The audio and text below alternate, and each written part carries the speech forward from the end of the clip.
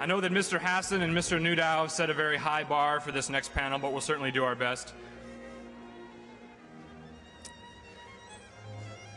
The theme for this panel is What is Morality? The Philosophical and Theological Foundations of Moral Debate. Nothing like a little light-hearted, fluffy, elementary type panel topic to get us going. So how often have we heard on the talk shows, on the op-ed pages, in the grocery line, and even in our law schools, this claim, usually stated with bluster and confidence: but you can't legislate morality. But of course you can. We do it all the time. Indeed, we don't do much else. After all, at the end of the day, law is about coordinating our affairs, about protecting what is precious, about facilitating our flourishing, and about achieving ordered liberty. It is, in other words, a thickly and inescapably moral enterprise. So, are law and morality distinct? Of course they are. But are they unrelated? Of course not. The right questions to ask, then, are not, are law and morality related, or does law shape and reflect morality, or can we legislate morality? The right questions, instead, are harder. What morality do we want our laws to reflect, affirm, and enforce? To what extent do we want to use law, as opposed to some other social institution, to inculcate and instantiate moral commitments? What do we do about moral disagreement, about dissent, about pluralism and difference? And when do we have reasons, good reasons, moral reasons, not to engage in legal moralism, to refrain from punishing vice or requiring virtue? And of course, how do we morally justify the use of law's coercive force? Well, those are just a few of the questions that I think we'll be talking about, I hope, on this panel over the course of the weekend, and over the course of the weekend. And having said all that, I want to introduce our speakers. First is the invisible Michael Perry, who unfortunately we will have to imagine is here because he was waylaid at the last minute by illness. Instead, you're stuck with me, who is less charming but at least taller. Michael Perry is the Associate Dean for Scholarship and the Robert W. Woodruff Professor of Law at Emory. I am not. Professor Perry is the author of 9 books and dozens of articles dealing with church-state questions, constitutional law, judicial review, and human rights. I am not. And we should say that Michael Perry enjoys the honor of blogging with me at mirrorofjustice.com. That's mirrorofjustice.com. So if you want his views, feel free to tune in. Professor Randy Barnett, of course, needs no introduction, particularly to members of the Federalist Society. It's hard to think of anybody, frankly, in the Academy who's been as generous with his time and his talent to students and colleagues as he has. That said, having said he needs no introduction, here's the introduction. Randy Barnett is the Carmack Waterhouse Professor of Legal Theory at Georgetown, to where he recently moved after years at Boston University. And he, too, is the author of a number of important books, including, most recently, Restoring the Lost Constitution. More important, Randy Barnett is something of a blogger himself, contributing to the conversation at the Volokh conspiracy. Professor Robert Burns, of course, is homegrown talent. He is professor of law here at Northwestern, where, so far as I can tell, he wins a teaching award every year. He is a distinguished evidence and procedure scholar and the author of dozens of articles on everything from Marcusa and Rawls to the Texas Code of Judicial Conduct. And his most recent book is The Theory of the Trial. And finally, John Baker joins us from Louisiana State University, where I assume the austere gloom of Lent is settling over the detritus of Mardi Gras, where he is the Dale E. Bennett Professor of Law and teaches constitutional law, criminal law, and a number of other subjects. He's an expert on the federalization of crime and the author of several books, including The Intelligence Edge. And here I feel very intimidated because he wrote and co-hosted an 18-part television series on law and morality. So the rest of us are just pretenders because this guy's been on television.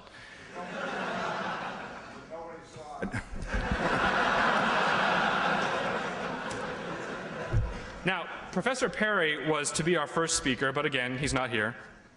So you're stuck with me. Rest assured again that Professor Perry is witty. Now, when he told me he was not going to be able to make it, and those of you who know Professor Perry's political views will get the joke here, I threatened to present to you a talk along these lines. Oh, how I love Justice Scalia, a tribute in 10 parts by Michael Perry. But since that threat didn't work, I have to assume he really is ill. And so I will present and defend as best I can the paper and the arguments that Professor Perry had planned to present, but I will do so from the chair. Okay, so.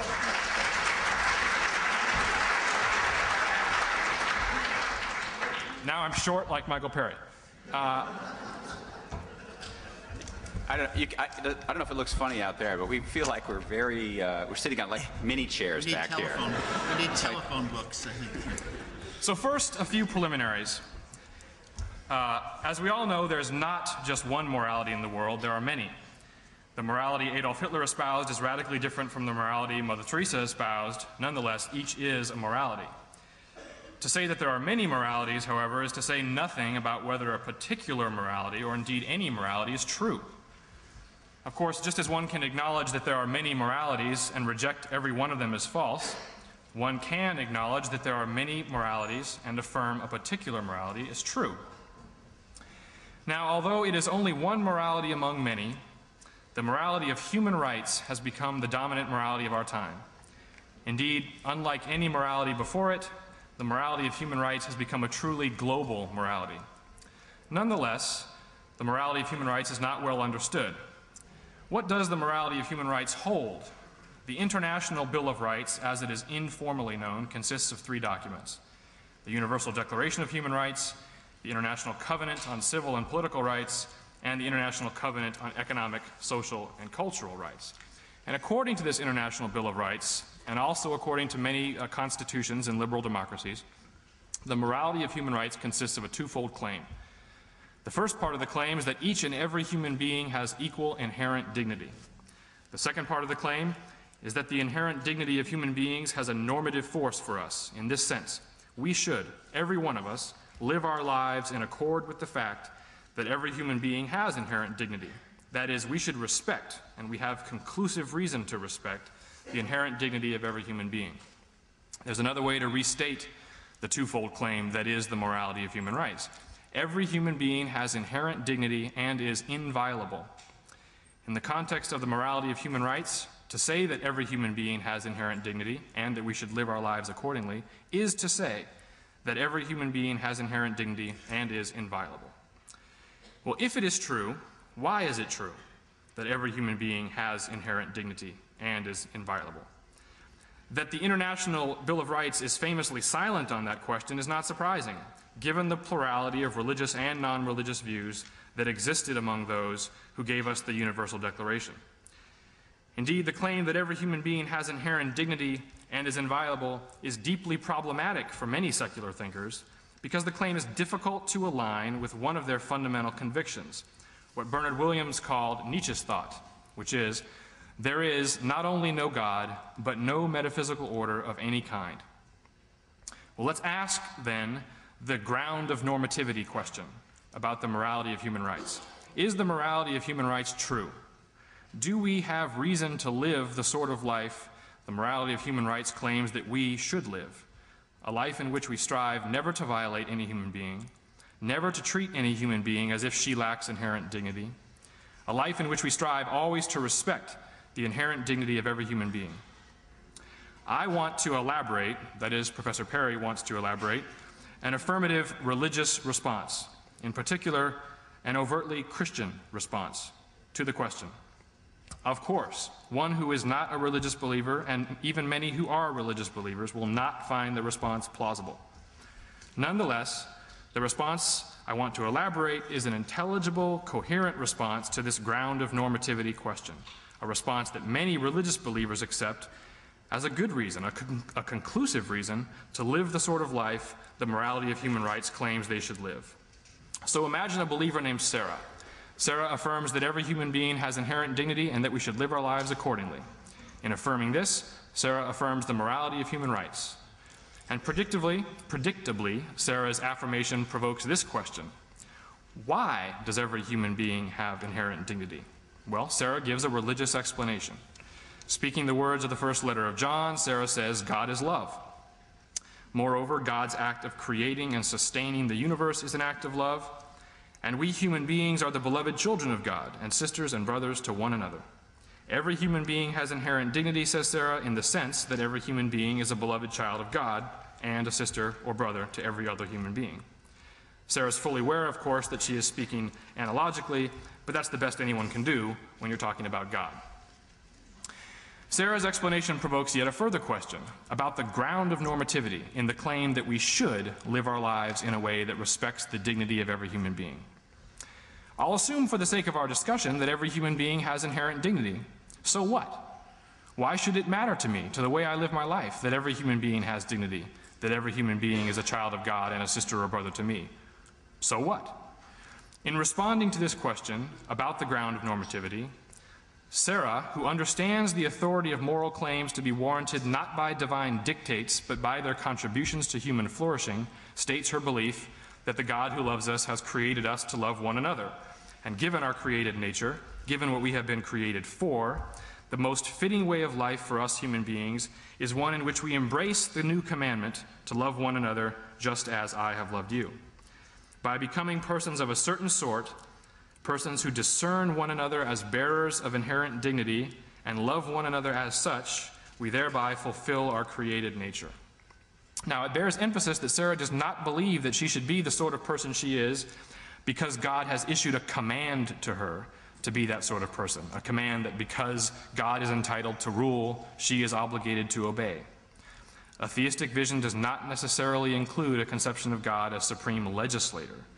For Sarah, for whom God is love, not supreme legislator, some choices are good for us to make because God is who God is, because the universe is what it is, and because we human beings are who we are.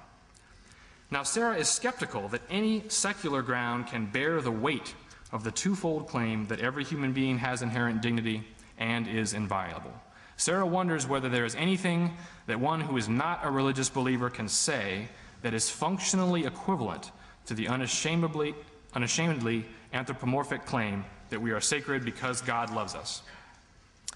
Sarah's religious response to the ground of normativity question reminds us that in the real world, fundamental moral questions are intimately related to religious questions or metaphysical questions.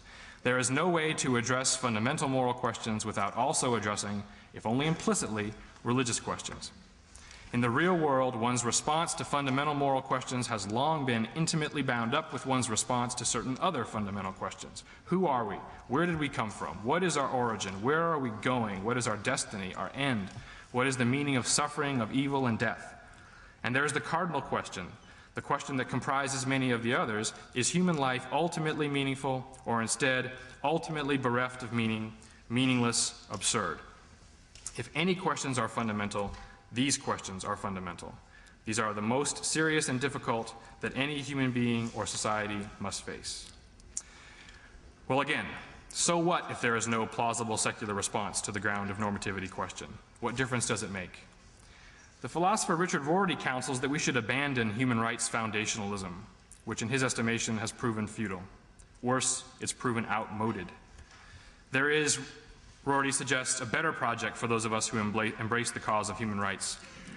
We see our task as a matter of making our own culture, human rights culture, more self-conscious and powerful, rather than demonstrating its superiority to other cultures by an appeal to something transcendental, like human nature. We should try to convert others to our human rights culture, to our local we, to our Eurocentric sentiments and preferences, partly through a process of manipulating sentiments, of sentimental education, of telling sad and sentimental stories. But for many of us who embrace the cause of human rights, the fundamental wrong done when the inherent dignity of a human being is not respected is not that our local Eurocentric sentiments are offended. The fundamental wrong done is that the very order of the world, the normative order of the world, is transgressed. Now, we might be wrong to believe that the world has a normative order, that one transgresses whenever one violates a human being. But if we are wrong, if this belief is false, and if we nonetheless coerce others in the name of protecting the dignity of human beings, then aren't we coercing and even killing in the name of nothing other than our local sentiments and preferences, our Eurocentric human rights culture? So against the background of Rorty's comments, let's ask, should we who embrace the cause of human rights abandon human rights foundationalism? Should we abandon the project of trying to ground the claim that every human being has inherent dignity? If we were to abandon the project of trying to ground that claim, what would we be left with? Eurocentric sentiments and preferences? How much weight these sentiments and preferences would be able to bear is an open question. Now, perhaps some who have no ground are more confident about their conviction that every human being has dignity and is inviolable than they would be about any possible ground for their conviction. Perhaps some will say that they have no time to obsess about possible grounds for their conviction because they are too busy changing the world. Still, this question intrudes. If, as their conviction holds, the other truly does have inherent dignity and truly is inviolable, what else has to be true about the universe? What else must be true for it to be true that the other has dignity? And that question brings us back to something I said earlier. The morality of human rights is deeply problematic for many because that morality is difficult to align with one of their fundamental convictions, what Bernard Williams called Nietzsche's thought. There is not only no God, but no metaphysical order of any kind. Now again, the point is not that morality cannot survive the death of God. There is not just one morality, there are many. The serious question, though, is whether a particular morality, our morality, the morality of human rights, can survive the deconstruction of God. Nietzsche's thought and the morality of human rights are deeply antithetical to one another. Which will prevail? And with that, Randy Barnett.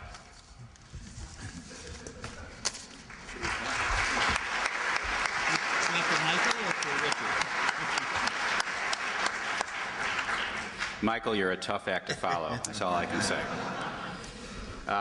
Well, when I was invited to speak here tonight, and I was very pleased to do so because actually I owe a great debt to the Student Symposium of the Federalist Society, the National Student Symposium, because it was my invitation to the 5th such symposium at Stanford Law School. That was my first effort to write something over my objection, actually, on the Constitution. At that point, I was just a contracts professor.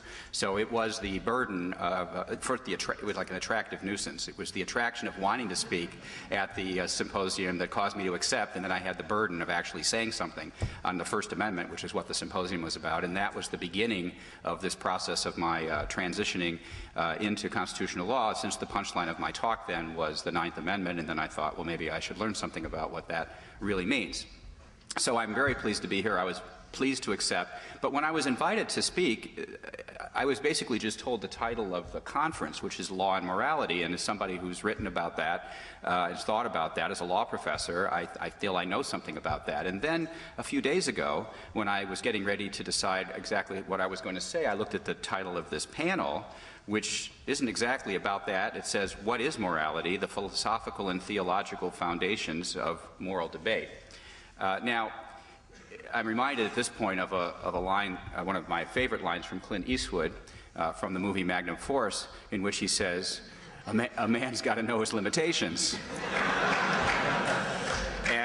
And you know, I'm not a philosopher. I don't even play one on TV. And I am a law professor, and even though I write about rights, other than legal rights, I write about natural rights. I don't really write or think that hard about the topic of this panel. So I was trying to decide what could I accomplish, especially in 10 minutes, if hopefully I've used up 2. I mean, geez, I can't wait to hear what I have to say next.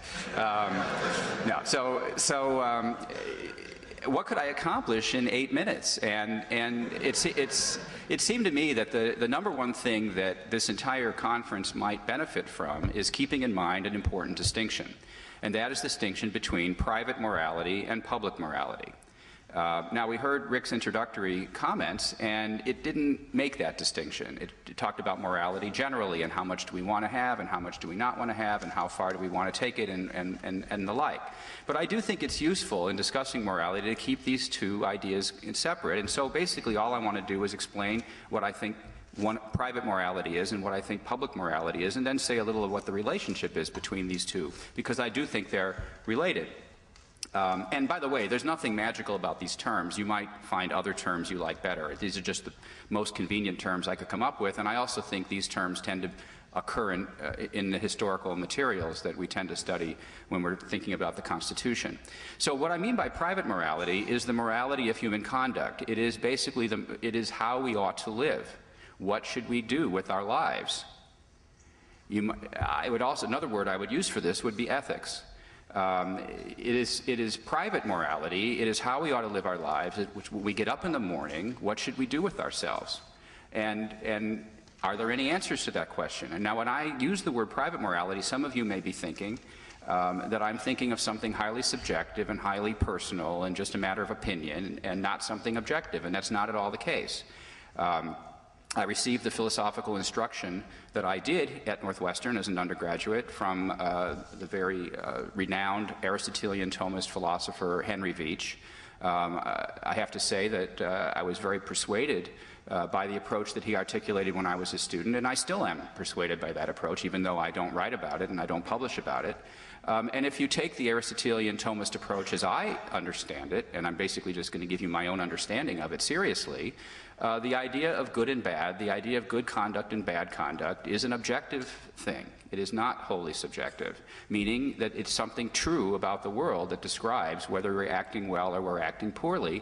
And the word that Aristotelian Thomists use in capturing this idea is vice and virtue.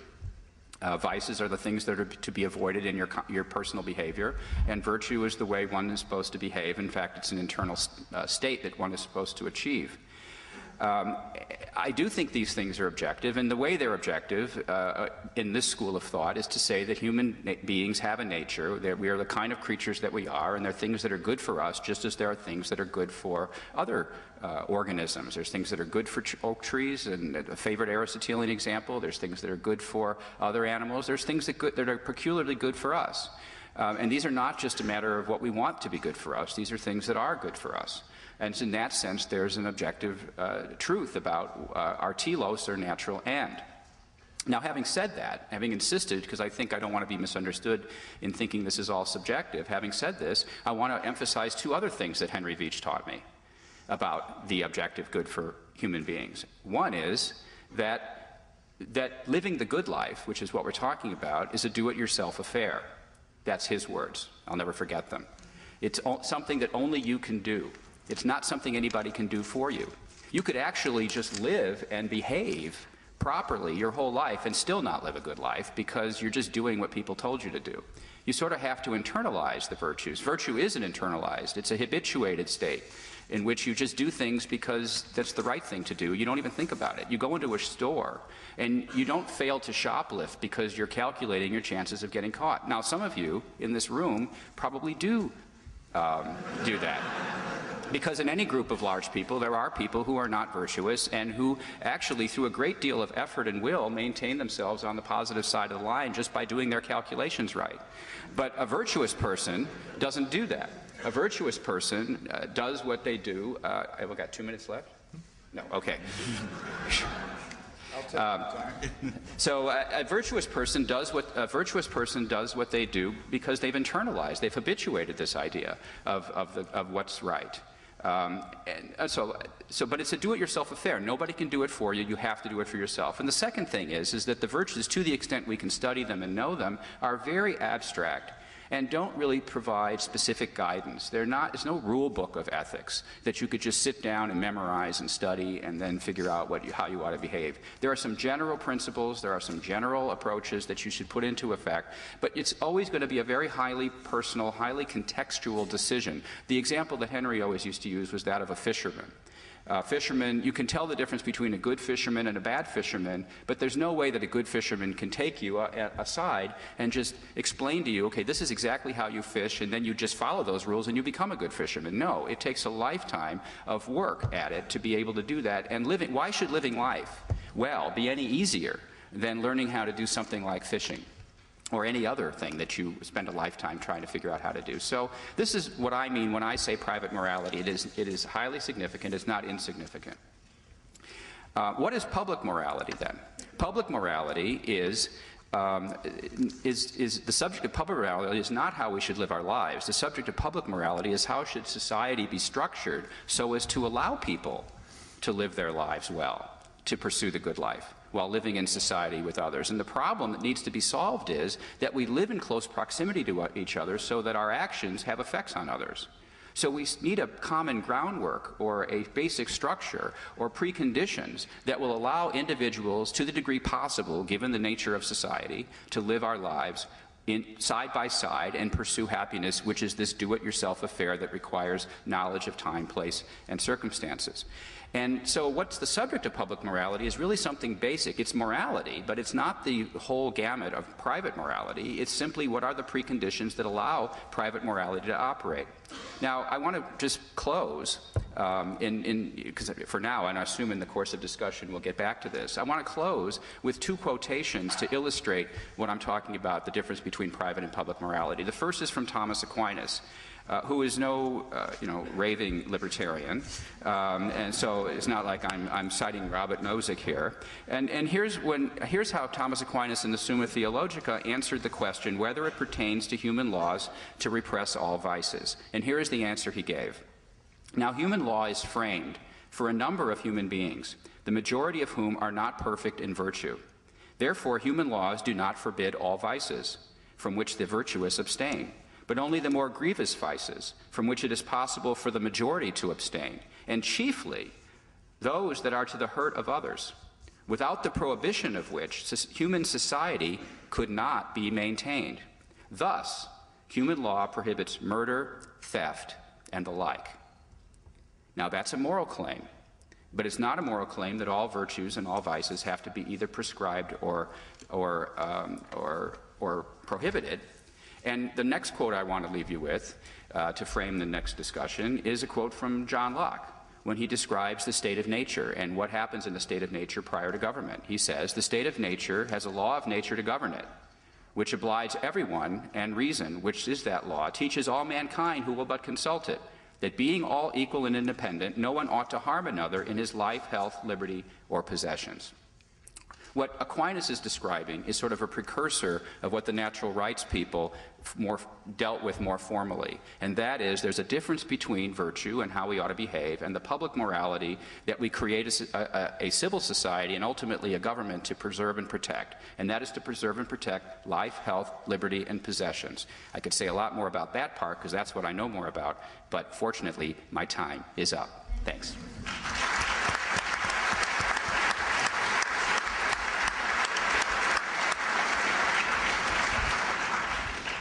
Now, Robert Burns is next, but actually, just so there's no misunderstanding, I don't take my introductory remarks to be in conflict with anything that Randy just said.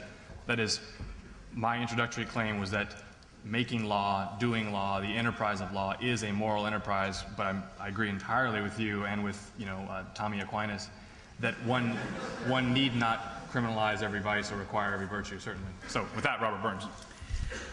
I spent the flower of my youth studying the philosophy of Immanuel Kant, and as is well known, Kant is this is overblown, but much of his philosophy has to do with imperatives.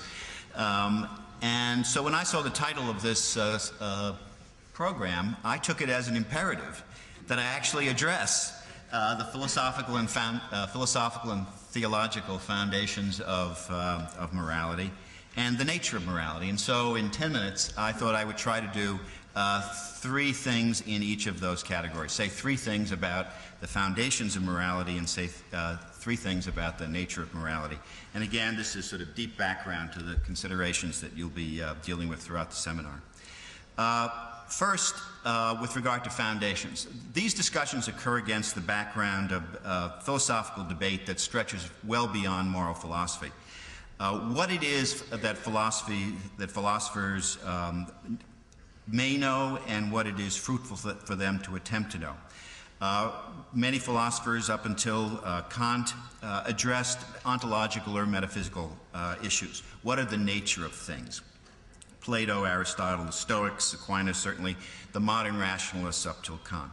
From Kant on, at least through the Neo-Kantians in the early part of the 20th century, perhaps the dominant selection of terms, and there's a question about whether these are merely fads or whether there's a deep developmental aspect to these changes, had to do with the nature of human reason. So the source of foundations for morality, as for everything else, was not in the nature of things, but in the nature of human reason. In the 20th century, the preferred selection of philosophical terms changed again to human language or human actions. You had linguistic analysis, discussion of language regions that line up with these different various spheres of human activity. Higher level of interest in rhetoric. American pragmatism focused on the actual pragmatic consequences of human action. Wittgenstein argued that what's ultimate are human practices. We can't really go beyond that.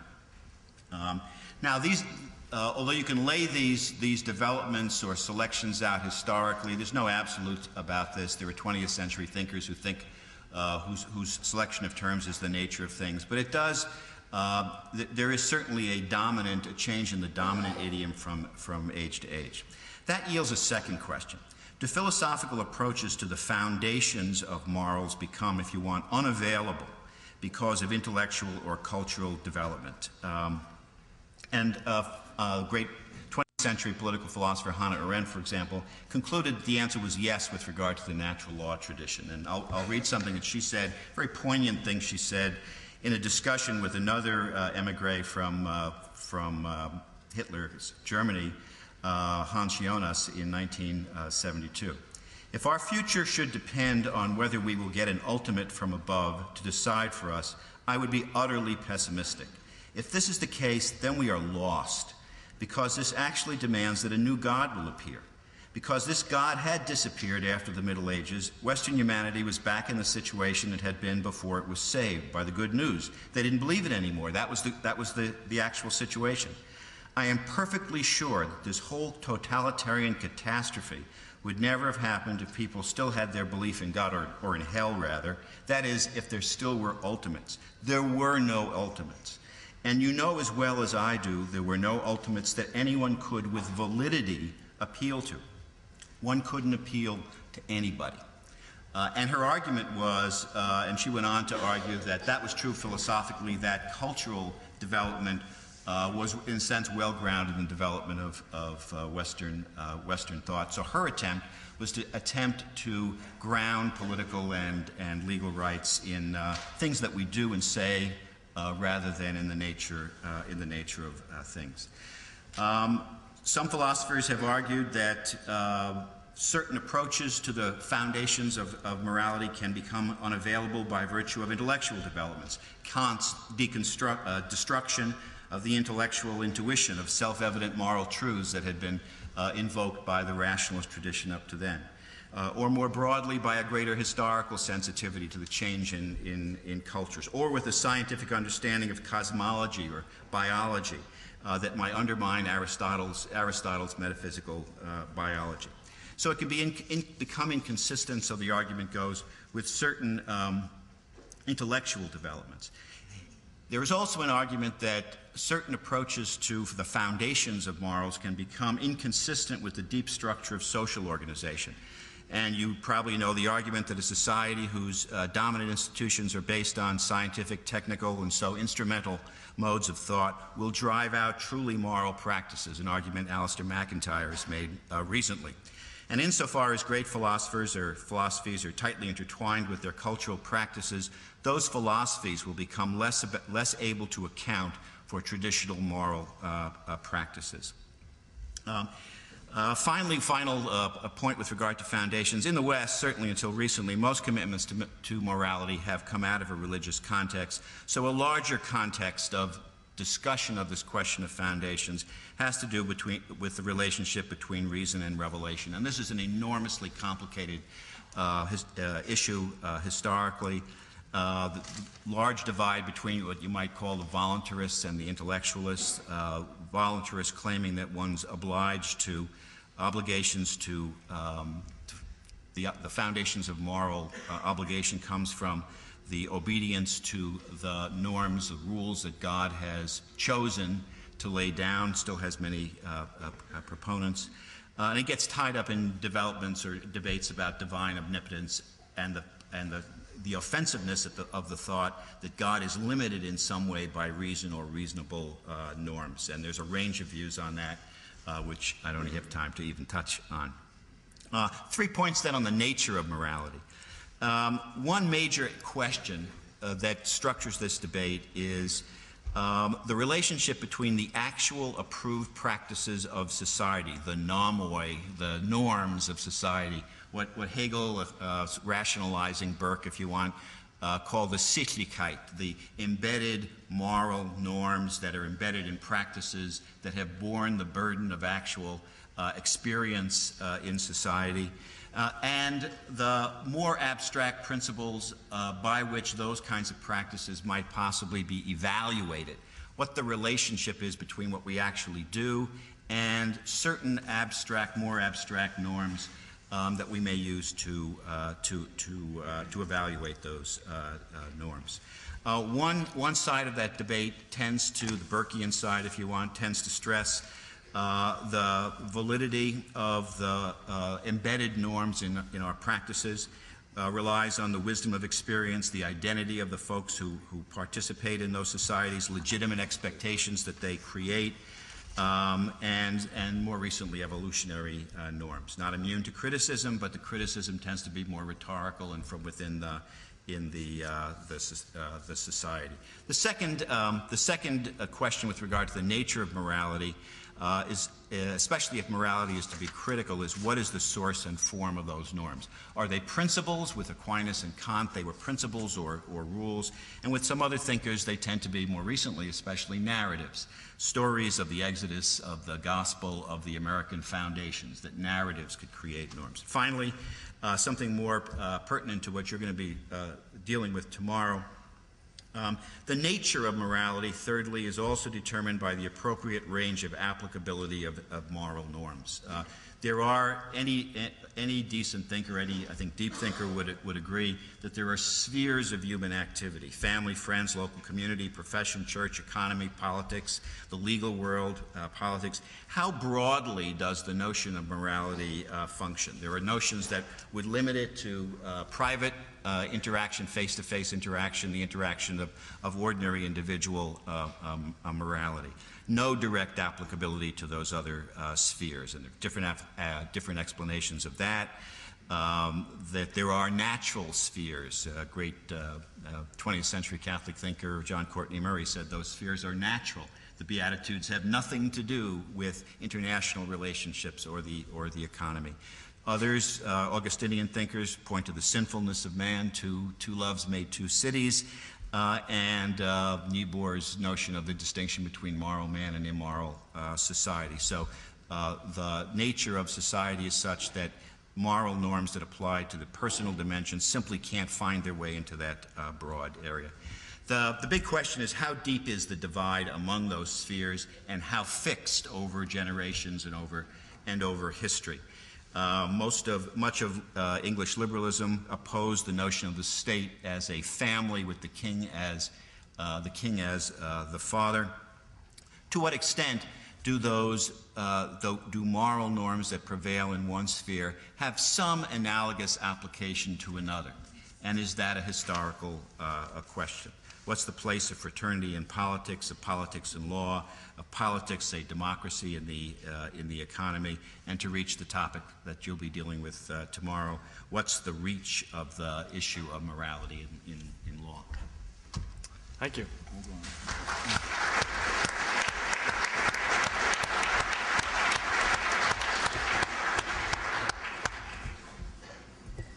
Professor Baker is trying to escape the reach of my notes.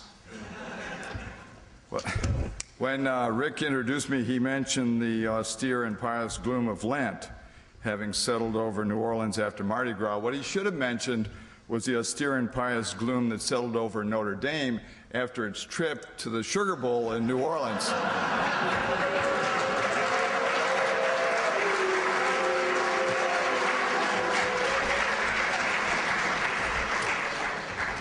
You know, good lawyers know that how you frame the question really determines the outcome of the discussion.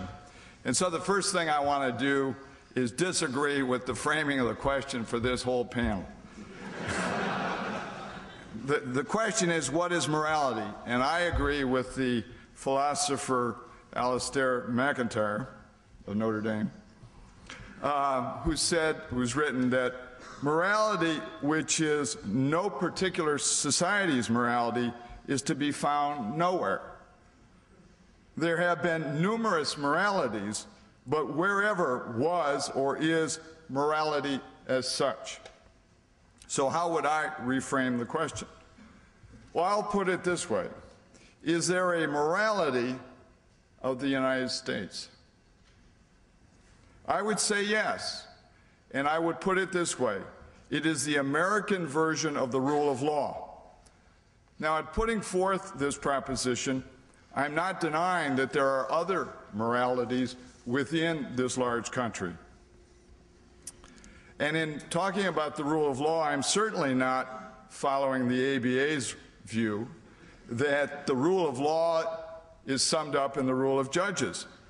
Nor am I following necessarily the General Federalist Society view to simply look to the text of the Constitution, because you have to understand what our Constitution really is. And when you do, you will have greater respect and indeed a passion, as I do have, for separation of powers and federalism. Why? Because while the founders were not philosophers, they were certainly philosophic men. And they understood there were two fundamental moral problems that they had to deal with, although they were not going to answer them. And the first was that which plagued all modern political philosophers. How do you deal with the problem of religious wars in Europe? That is a major concern of theirs. The second is the moral philosophical disagreements over such fundamental questions as the nature of man and how does he reason. This was in transition in the 18th century. There were elements of the classical view, there were elements of the Enlightenment, and there are all kinds of elements. So, in 10 minutes, I'm going to summarize my 18-part television series. And in that 10 minutes, I want to hit briefly, and therefore very inadequately, 3 points. All moralities, though they come out of particular societies, involve universal elements. 2, the particular morality of the United States, which I've labeled the rule of law, has universal elements that are drawn both from secular and religious sources. And 3, I'm asking a question. Can the morality of the U.S., this rule of law morality, can it continue to hold in the face of our culture wars? While morality must, first point, while morality must be that of a particular society, for it to really be morality, it has to have a universal element. Now, this is probably the most difficult thing for Americans to accept. And so at this point, I'll lose most of you in the audience. I understand that. I'll keep going anyway.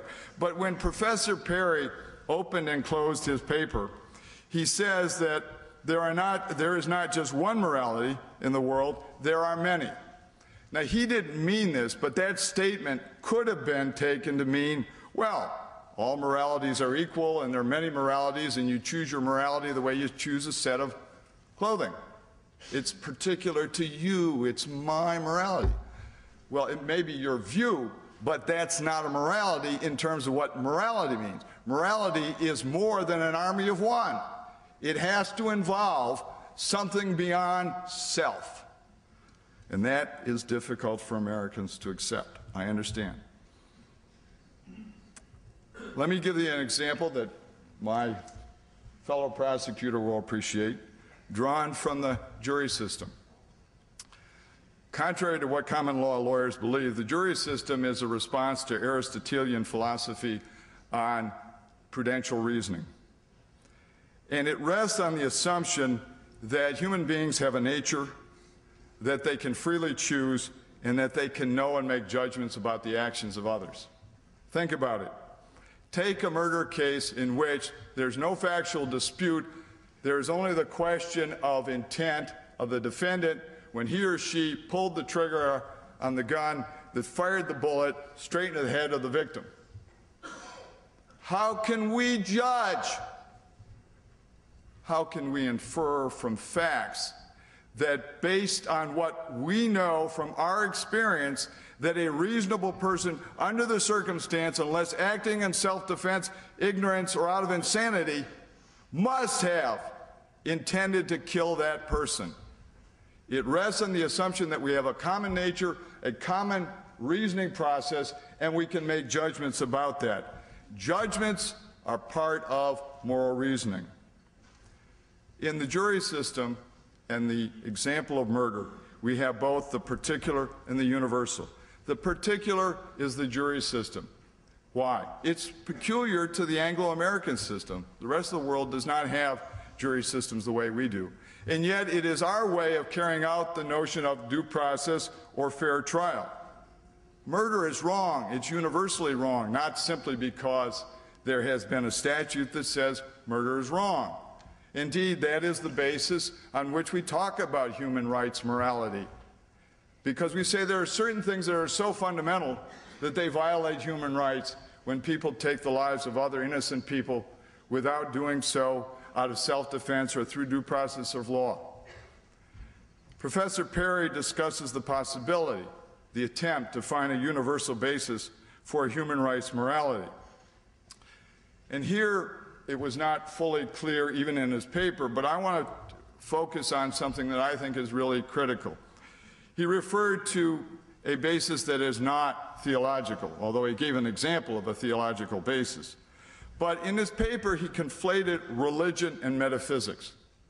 They are distinct, even though thinkers of the Enlightenment want to conflate them. And this is absolutely critical. We have to distinguish the difference between religion and metaphysics, even though at times historically they have been joined in the same persons or philosophers. Religion is, after all, a belief in a higher power. It is based on faith. It is not based on reason, which is not to say that it is unreasonable. It can be perfectly reasonable to have a faith, but the reason that you have a faith is not because of reason. When people die for a faith, it's not because they reasoned to that point. Metaphysics, on the other hand, is a conclusion, an inference based on reason that there is something more to the human person and reason than simply matter. In his quick survey, Professor Burns talked about some of this and what metaphysics dealt with. Metaphysics is simply a statement that there is something more than the physical, beyond the physical, and that human reason can infer things about that. That metaphysical position has been attacked by the Enlightenment completely and puts religion and metaphysics in the same box. Interestingly, however, if you follow at all some of the things coming out in the field of neuroscience, it may be that science is rediscovering that we are not, after all, simply material. The real issue is one of materialism. Can we reason? Do we have a basis for knowing that human persons are not purely material? My second point, few in this audience are going to go on to be moral philosophers, thank goodness. But all of you as lawyers will be constantly concerned with applied morality, that is, ethics. After all, you will be called upon, and indeed the older you get, it's the only thing they want you for, is your prudential judgment, your wise counsel. That, after all, is the basis of the word jurisprudence, prudential prudence, the virtue of prudence, which is practical reasoning. It is taking principles and applying them to practical problems. But you can't possibly do that unless you know something of the moral history and foundation which underlies the American legal system. And this legal system, as I said, has universal elements that are both religious and secular. I would begin by saying on this point that the morality of U.S. law, I've got at least much more. The morality of U.S. law is peculiarly, and this will upset a lot of people, Western. It's not Chinese, it's not Asian, which is not to say anything derogatory. In fact, there is much to be learned from China and Asia on putting the mind and the spirit back together.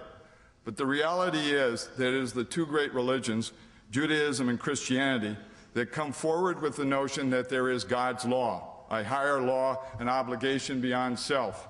But it is also, secondly, and very importantly, pagan philosophy, already mentioned, Plato, Aristotle, and Cicero, who not only the Greeks discovered philosophy and natural reason, but put forward the notion that there was a nature of the human person, that there is an excellence, and you can talk about goodness and badness. You can talk about good conduct and bad conduct. Indeed, morality is about choosing good and choosing evil.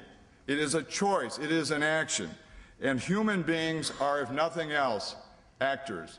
That is, we act. Everything we do is a matter of choice.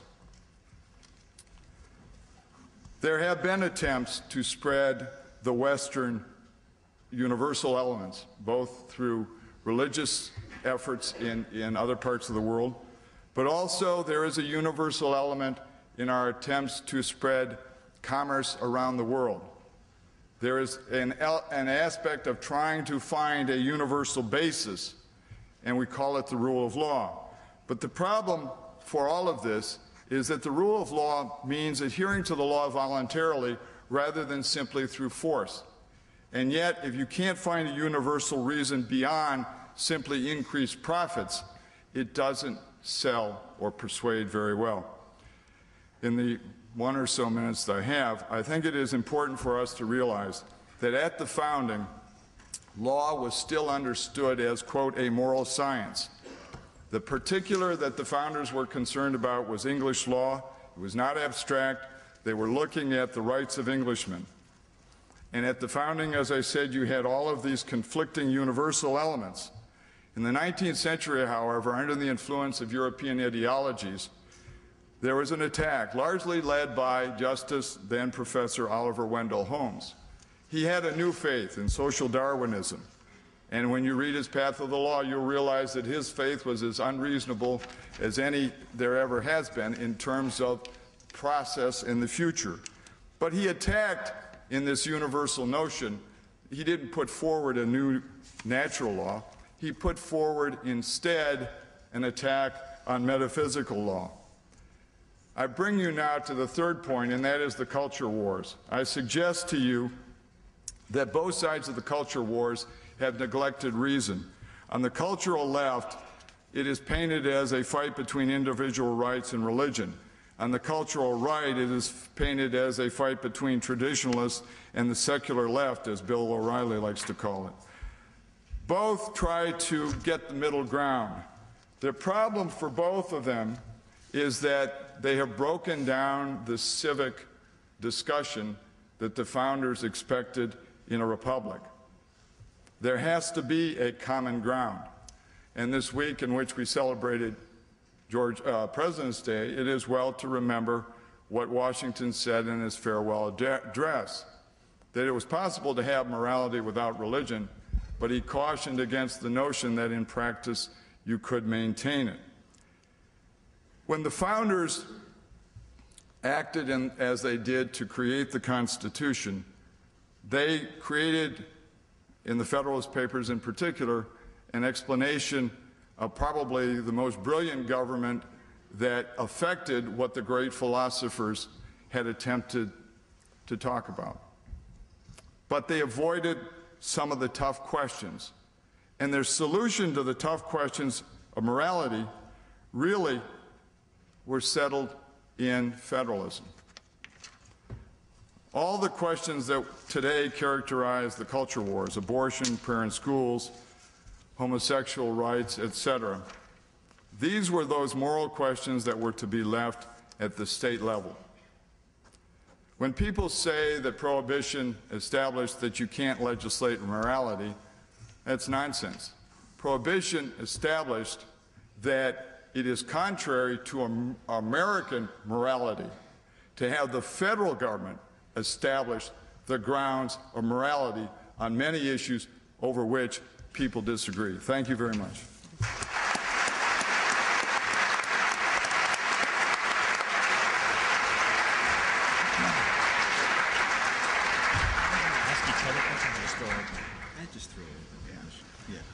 All right, so we're going to have questions. You guys know how the drill works. I'm going to exercise the moderator's privilege and ask the first one. This is for Professor Barnett. Randy, you invoked virtue several times in your remarks, which is, as you say, the result of habituation.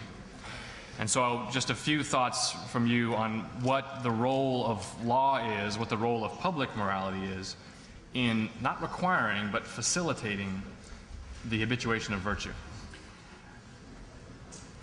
Yeah, it's a welcome question. It goes to the stuff that I would have said if I had gone over my time like John did. I could listen to John for hours, though, so it's okay.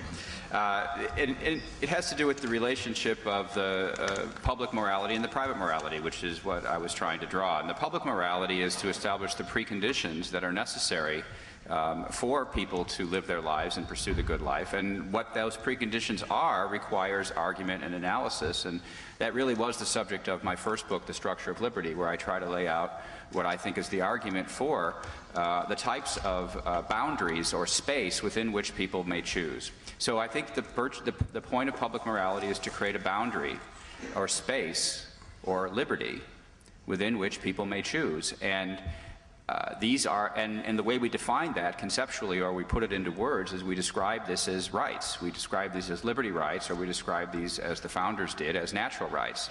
Natural rights describe the boundary or just within we can choose to pursue the good life.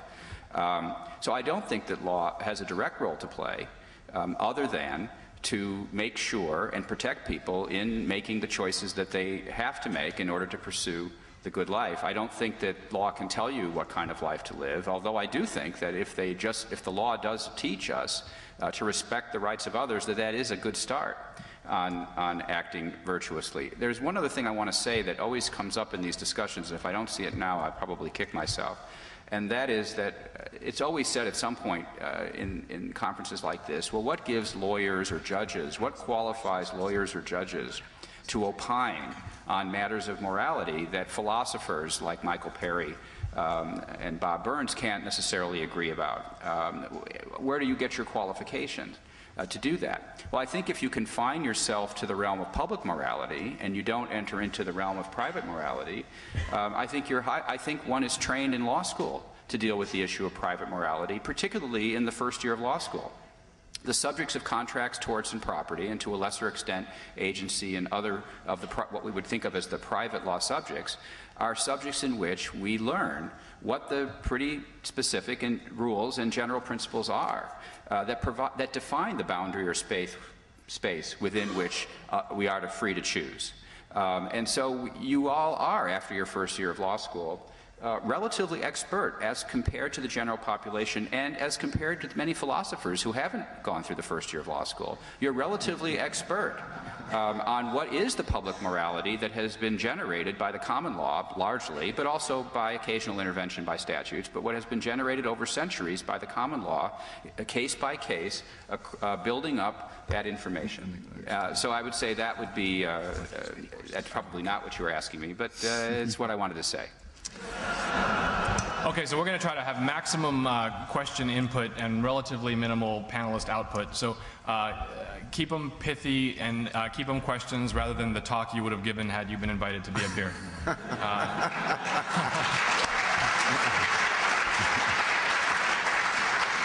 Yes, sir. I'll try to be short. Evan Barham from Yale. My question is, how do we manage competing and possibly mutually exclusive theological and philosophical foundations for morality, rights, or law? Through the case study of the Universal Declaration of Human Rights, Jacques Maritain brokered this wildly diverse series of debates, some of which were theological justifications for rights. In the end, he said, all we can agree on is this list of rights as long as we don't agree on or even recognize any foundation for this. So do we side with just rendering it that we have to be neutral and not accept any of them? And if we don't do that, how do we broker competing theological or philosophical foundations?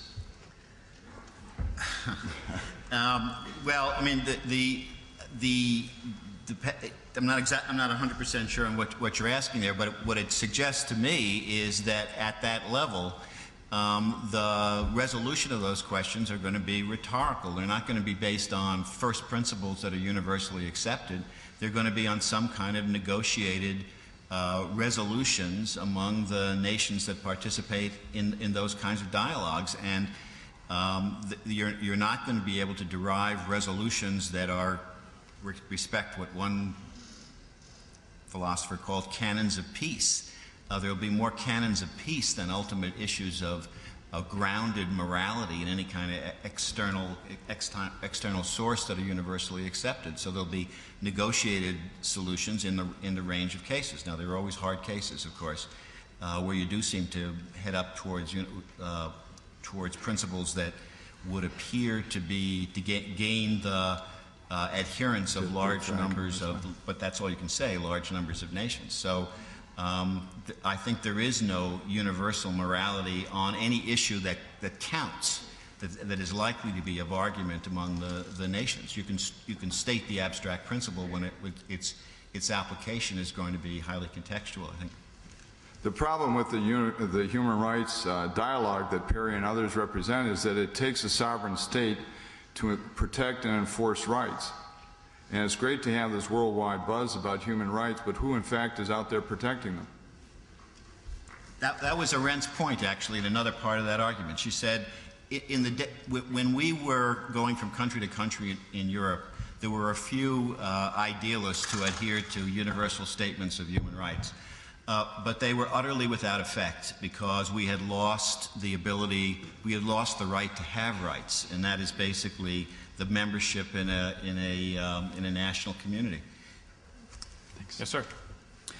David Shimataro, Ave Maria School of Law. And my question is for Professors Baker and Burns about the relationship between morality and philology. Philology? Philology, the nature of words. Yeah. And that is that it seems like a big debate particularly between originalists and textualists, when you're talking about the Constitution in particular, has to do with how we interpret certain words.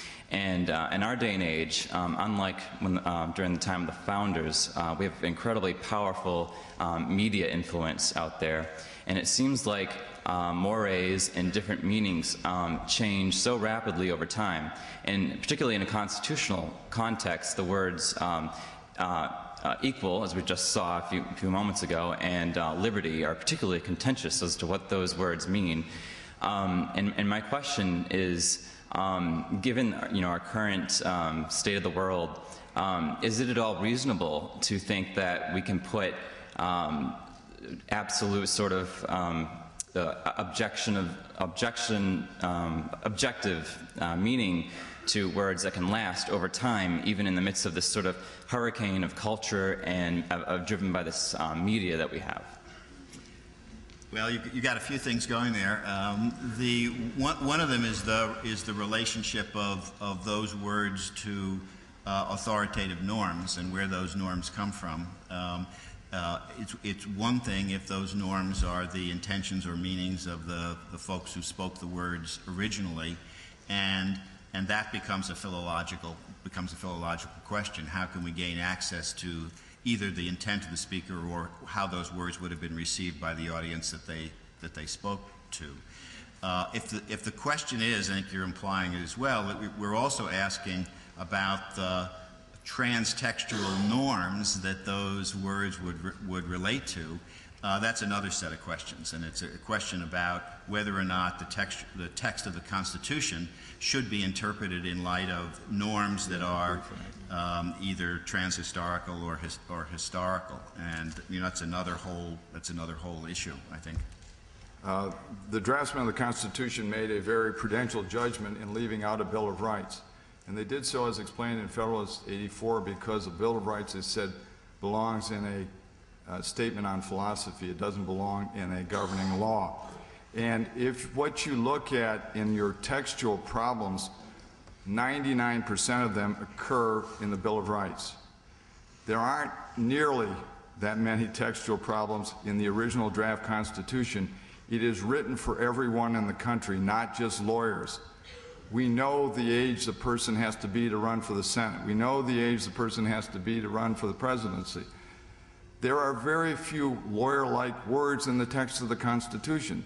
The reason why lawyers love the Bill of Rights is because it gives them a big playing field to carry on with the common law development of law. You can't do that with the structure of the Constitution. And that is what they wanted, a structure to protect liberty, not philosophers to protect liberty. Yes, sir. Ashley Ebersole from Vanderbilt. Just have a question that's probably best directed at Professors Burns and Baker, but you talked about universality as being a necessary, well, just based on your comments.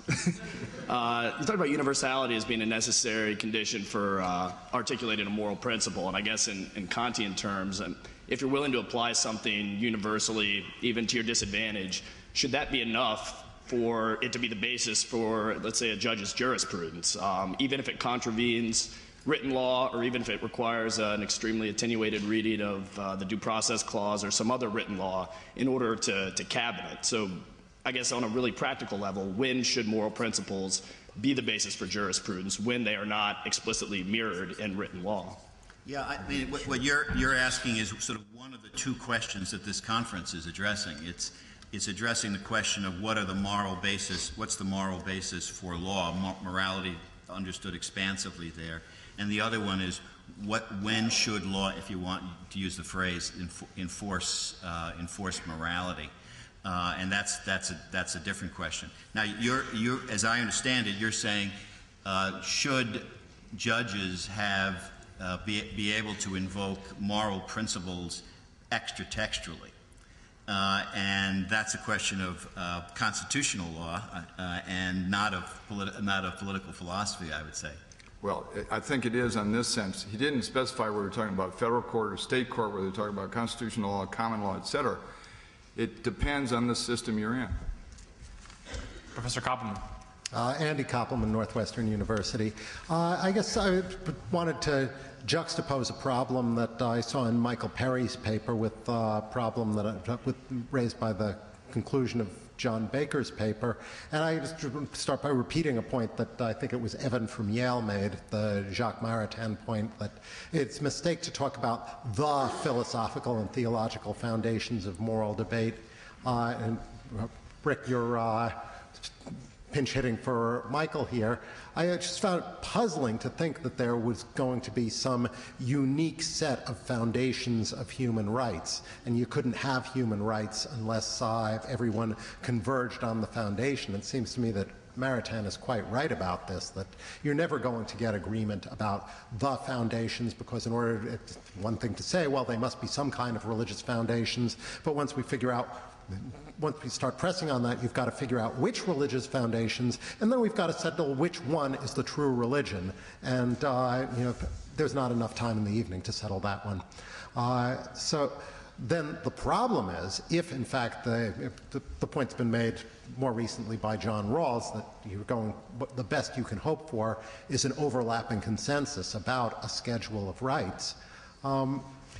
If that's right, if there's going to be any content at all to the schedule of human rights that you arrive at, then for Professor Baker, doesn't there have to be a limit on the reach of federalism? I mean, obviously, there was a really big moral disagreement that we settled with federalism at the time of the founding, and that was slavery. So there seemed to be limits to what you can resolve by federalism, and I take it that, in the abortion context, for instance, certainly the most impassioned people on both sides of the debate agree that this is a matter of fundamental human rights. It's not a matter about which we can say, well, either, you kill fetuses over there, we don't do it over here, that's okay, or you force women to have babies over there and we don't do it over here, that's okay. I mean, if it's a matter of fundamental human rights, it just seems like a poor candidate for federalism, and you've got to make that call about whether it is a fundamental matter of human rights or not. Just invoking federalism doesn't seem to be a way of resolving the problem. You've got to figure out whether it's a human rights issue in the first place. If it's not, fine, be federalist. But that is the question, isn't it? Well, because I didn't have enough time. You had exactly the right amount of time. our system isn't just federalism, it's separation of powers. I didn't even get into that. The question of the 14th Amendment, and I certainly support the 14th Amendment. The problem is not the 14th Amendment as much as it is the 17th Amendment. And if we didn't have the 17th Amendment and the states still controlled the Senate, you wouldn't have certain senators asking the late Chief Justice why he dared to strike down a federal law and prefer state sovereign immunity. That is, the whole structure has been distorted by the 17th Amendment. I think the 14th Amendment without the 17th Amendment gives you the proper structural constraints of separation of powers and federalism, which would have allowed the federal government to do away with the evils that still lingered. Just very quickly, this question's come up several times about Jacques Maritain and the struggle to find foundations for the human rights claims that were in the Universal Declaration. I'm not competent to resolve those questions, but I direct you to a wonderful book by Professor Marianne Glendon from a few years ago on the history of the Declaration and on the conversations that Professor Kopperman's described, where people who came to the table with very different foundational commitments, but nonetheless committed to human rights in a strong form, not merely in kind of the rhetorical form that I think Richard Rorty's endorsing and that I think Michael Perry is, were he here, would be criticizing. It's a great story, and so go buy the book. Yes, sir. Chris Chaplack, American University. This is a question for the whole panel, but I'd like to start with Professor Barnett. You brought up the distinction between private morality and public morality, and it made me think of Frank Meyer's thesis that the state only exists to facilitate the individual's freedom to choose virtue or not to choose virtue. And I was wondering if everyone on the panel had thoughts on how, if the government or if the state's going to be involved in morality in any way, what safeguards or what bright line rules can we draw to avoid the utopian temptation? Could you just repeat because of the acoustics, I just didn't hear the last part of your question. Something? If the state's going to be involved in shaping morality in any way, what safeguards, what bright line rules can we draw to avoid the utopian temptation? I mean, my answer is that we develop a system of background rights precisely to try to keep the state honest. I mean, there is no guarantee that you'll keep the state honest. In fact, there's almost a guarantee that over the long run you won't, which is an argument against states. But assuming that it's an important argument against states. But assuming that you want to, resist the tendency towards utopianism or dystopianism, I mean, I think you need to carve out what are the rights against which states are to be judged. States, by the way, governments are to be judged, federal government and state governments. And then you put them to some kind of burden of proof in showing it. I mean, I guess this is what I call the presumption of liberty. The presumption of liberty is simply who bears the burden when the government is purporting to be acting within its proper powers, either the enumerated powers at the federal level or the police power at the state level. And the idea that we just defer to what they say without asking them to put up what their justification is and support it, it seems to be not asking too much of the government to, if they have a justification for what they're doing, to identify what that justification is and present support for that justification. But that's not the approach we take unless we're talking about a fundamental right, which is a very small subset of rights in which we do put the burden on the government to do that. Philosophically, there's a big difference among modern philosophers on this. Some find these distinctions between private and public, supporting a negative liberty as opposed to encouraging virtue. Some find those distinctions to be distinctions based on principle. I think Kant would be someone like that. The Aristotelian Thomistic tradition is not like that. It tends to be more pragmatic and does not draw so sharp a line between what can be done to encourage virtue as opposed to habituate citizens to virtue and not. And within that tradition, the judgments are pragmatic. Mandatory virtuous behavior is more suspect than, for example, providing incentives towards virtuous behavior. That would be one of those sort of pragmatic compromises that would be a sort of a rule, a pragmatic rule that would prevent the government from succumbing to the utopian temptation. I want to jump in here and just agree with that characterization. I think I don't want to give the misleading impression, because I tend to be sympathetic with an Aristotelian Thomistic approach to ethics, or how one should live a good life. I obviously supplement that, or at least have an equally strong commitment to a more Lockean notion of natural rights, which is an Enlightenment concept. It's not the same thing. It's not continuous. It's not exactly the same thing as Aristotelian Thomism. And so I think if you stay solely within the Aristotelian Thomistic side of the equation, then it is a matter of prudence. It is sort of the way Rick set up the original question. I think it is reflected in the quote I read from Aquinas. But if you cut across that with a Lockean notion of natural rights, which are the boundaries or space within which people get to choose, that's when you have a more matter of principle to try to distinguish, well, when can the state step in and when they can't. So I just want to endorse what Bob just said is very important. At the time of the founding, those who were really most concerned about morality were the anti-federalists or the Republicans, and there were different kinds of Republicans. There were those who were emphasizing personal morality, especially those in Massachusetts and the Northeast. And the Southern anti-federalists who emphasized morality were looking more towards societal arrangements. So the one in the Northeast would have been both public and private morality merged together with religion, and you tended to have a theocratic view of the world. In the South, that was not the case. Now, today, people think of the South as somehow theocratic, but religion has always been much milder in the South, and it was not that much of a public issue, and it was different. But the important part is that the Federalists came to the conclusion that you couldn't rely on virtue to maintain the republic. They had a great deal of doubt about the virtuous capability of the American people, especially after Shays' Rebellion.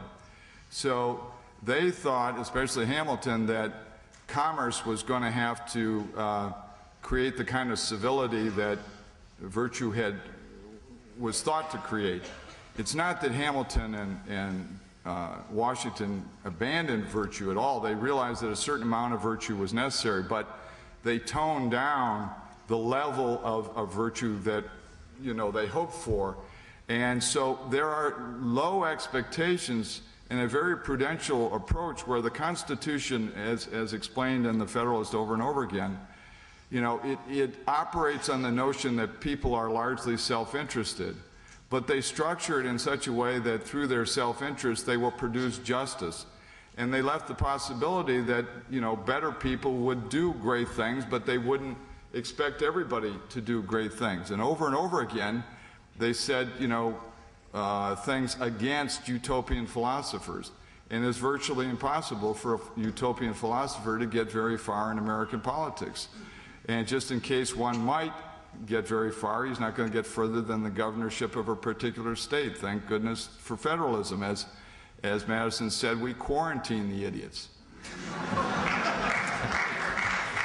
All right, just so as many that's a paraphrase. Just so as many people as possible can ask their questions, let me ask the questioners to pick a panelist, any panelist, and go with that one. Yes, sir. This is for Professor Barnett, then. Good evening. My name is Daniel Sir. I'm from Marquette Law.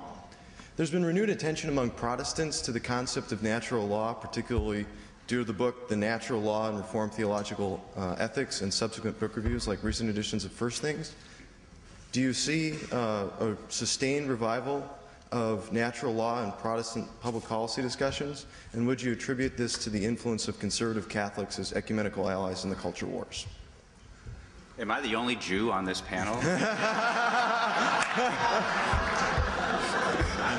Is there some reason why you chose me? Professor Garnett, I imagine, has an opinion too. I saw your facial expression. I'm more than happy for the Catholics to take the credit for the Protestants discovering natural law again. Yes. Well, thank you. Not to be flipped, though, the book that the questioner invoked actually has been widely reviewed. Look at me, I'm a book shiller up here. It really is worth looking at. Yeah. John Maley, University of Denver, and my question is for Professor Barnett. The system of natural rights that you describe, it would seem to invoke as its authority would be a type of socio-utilitarianism, in that these rights exist because they're the set of circumstances most favorable to humans thriving and surviving. And at the same time, it would seem like a lot of usurpations of both individual rights and things like property rights in modern times also point to social utilitarianism as their reason. And so the question is how you rebuke the latter usurpations without throwing out the proverbial baby with the bathwater and throwing out the rights too. It's a good question. It's a little difficult to answer briefly. I just want to start by saying that something can be a consequentialist theory without being utilitarian theory, and it's important to keep those straight. A utilitarian theory is a version of consequentialism in which one sums utility and tries to get the greatest good for the greatest number by some kind of aggregate amount. A consequentialist theory that is a consequentialist theory, but it's only one kind. A consequentialist theory is concerned about consequences, and I do think that the classical natural rights theorists were concerned about consequences. But it's not necessarily, but it isn't a utilitarian theory, and the idea of utilitarianism as distinctive moral philosophy really developed later. So yes, I do think it's based on consequences. But it turns out, I think, a very strong argument can be made that one achieves the best consequences by respecting these rights and respecting them across the board and not balancing them out and not doing that and not deciding who wins and who loses in particular disputes on the basis of utilitarian calculation at all. So rights properly conceived and properly conceived somewhat abstractly and elaborated through an appropriate, I think, evolving common law process solves this problem to achieve the ultimate consequence of the pursuit of the good.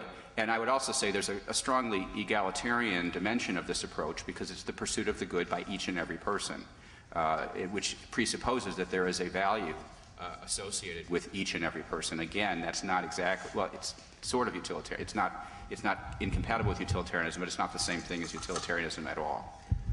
Professor Barnett talks about those natural rights as imposing a frame on society that you can't violate, at least without very good reason.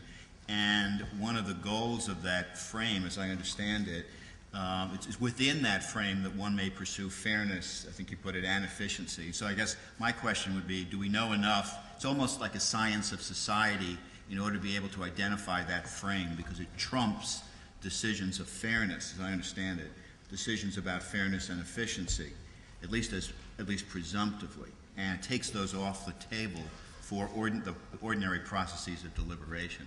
So that's my nervousness with that notion of natural rights justified on consequentialist grounds, but providing a frame that limits what ordinary deliberation can be about matters of fairness. Yes, sir. Washington University, St. Louis. This is, I know it's against rules, but open to all of you, but specifically to the fellow with the 18-part series. I forgot. And I need a new prescription, so I can't. Television star, you mean? The Professor TV Baker. star. My question specifically regards this idea of choice that you mentioned in your speech, and I believe it was Aristotle who actually said that. Who argued that if an actor could rationally make a decision that he would never make the wrong choice, if he had all the right facts, that necessarily he would always make the right choice over the wrong choice, and if he chose the wrong thing, that was really just a misunderstanding on his part. So, what is the role of choice and its relationship to morality intrinsically? Why is it that the choice has to be present in order for, the potential for what we term a moral society to exist? Well, morality is not equal to religion at all. Morality simply involves choosing the good, and the reality is that everyone, even Hitler, chooses what he or she thinks is good. So we are driven internally to choose a good even if we justify the good, killing people. We see a good, we prioritize it. But then the rest of us are called upon to judge whether that good is not good. And there is a broad parameter in many areas of choice where things are chosen as good by different people, and they may well be equally good. And they are, depending on the issue, jury trial is good. But if you're in France, they're not going to choose a jury trial. Is it wrong for us to say that it's good and for them to say it's not good for their society? No. You make different choices, but not all choices are possible. That is, the example you give sounds like the rationalist notion that you choose everything. The reality is that many choices are made for us. The society we're born into, etc. Many things are a given and that we can't really change. Fortunately for Americans, and we don't often realize how different it is around the rest of the world, we have more freedom to choose things and to change things than any other nation on earth.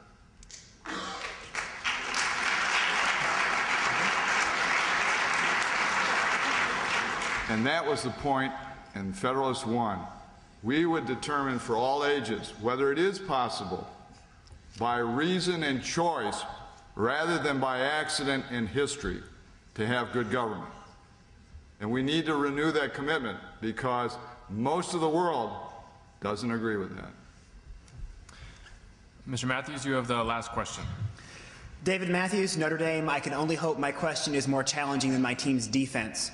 I would have liked to ask everyone, but I'll focus the question on Professor Barnett because he's the one who quoted John Locke. You quoted the quote from Locke, as I gathered with approval, that articulates basically a classic harm principle, that the government may regulate morality, and forgive me if I misunderstand you, only when someone's immoral act inflicts a sufficient harm on their fellow citizens to justify that regulation. And to the extent that that's true of your view and anyone's view, what's our criteria for deciding what counts as a harm? Why is that criteria valid? Are we limited to physical harms with murder, or can we go into a more moral harm like setting up a casino in a residential area?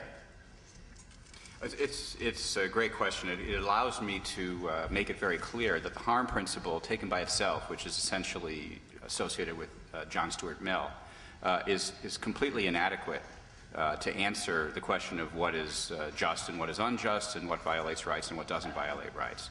So I do not associate with a harm principle generally. I don't even talk about the harm principle.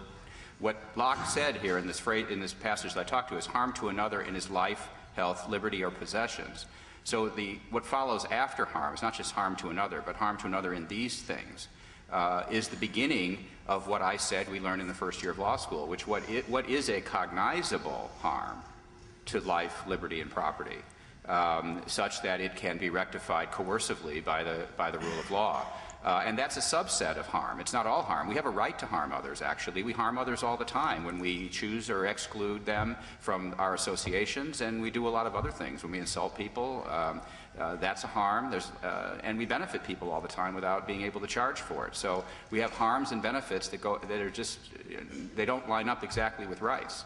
So we need a rights theory, not a harm principle, to specify those harms which we are entitled to inflict and those harms for which we're going to be held responsible. And that's what I say that over a series of centuries we have evolved a knowledge of, an imperfect knowledge of, which requires constant tinkering as new circumstances arise.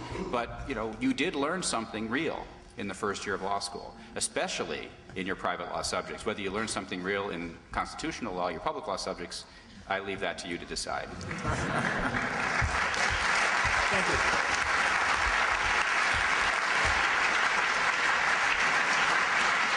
Well, just in order to justify my paycheck, I have to assert that you learned something in your criminal law classes as well. I'm directed by the higher authority to tell you that drinks are outside. So thank you and enjoy.